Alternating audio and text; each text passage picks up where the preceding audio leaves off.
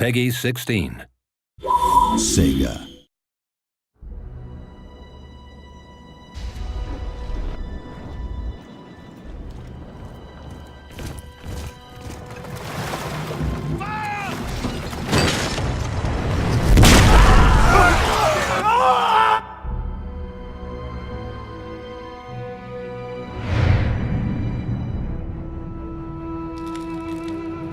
Rome 2 is going to be an absolutely massive game. It is by far the biggest and best total war game ever. And that's bigger in terms of the scale of the maps, the scale of the armies, the scale of the cities you'll be fighting over. You can go from the sea to the land and have massive combined battles.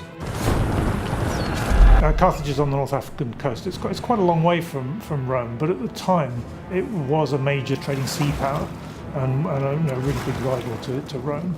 Carthage was a huge problem for Rome because it had an empire which dominated not only North Africa but also Spain. At one point the Carthaginian armies got very close to dealing a lot of damage to Rome, and they thought it was about time that this should all come to an end. Because Rome was really on the cusp of losing the war to Carthage, so they had to come up with a masterstroke. The siege of Carthage had been going on for several years, so Scipio was sent to break it. Scipio was a renowned Roman general in charge of this attack, the final assault on Carthage, and his orders were to annihilate the city. We had to build a massive city, much bigger than anything we've built before. Now, one of the problems we have depicting huge cities like Carthage in a game is on the one hand, you've got to be faithful to what the place was actually like, but on the other hand, it has to fit into the context of the game. We had to come up with a convincing way of having the ships landing on the shore and make it look really cool. There are trade-offs. There are trade-offs between depicting it at exactly the correct scale and making a game that's actually playable. Shields on me! The total number of units you can control in the battle will be 40, and this includes combined land and naval forces for the first time. So there's a lot more going on. There's more to see. There's more terrain to cover. There's more places to hide stuff. It can be enormously difficult to keep track of 40 units at the same time.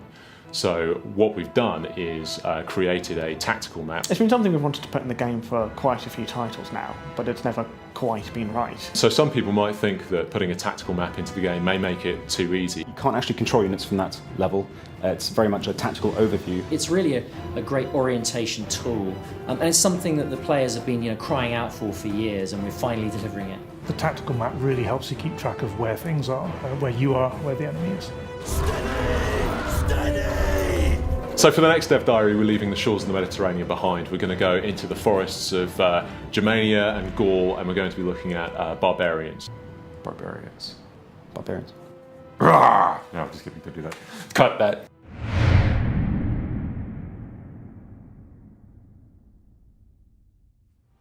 The Siege of Carthage was done pre-alpha, so it's a very early stage of development, and a lot's changed since then. So at that point we got unit looks in to create diversity and look good, but it wasn't with the final system. As we release more art for Rome 2, you will see this difference between what we showed in Carthage and what the units will look like in the final game.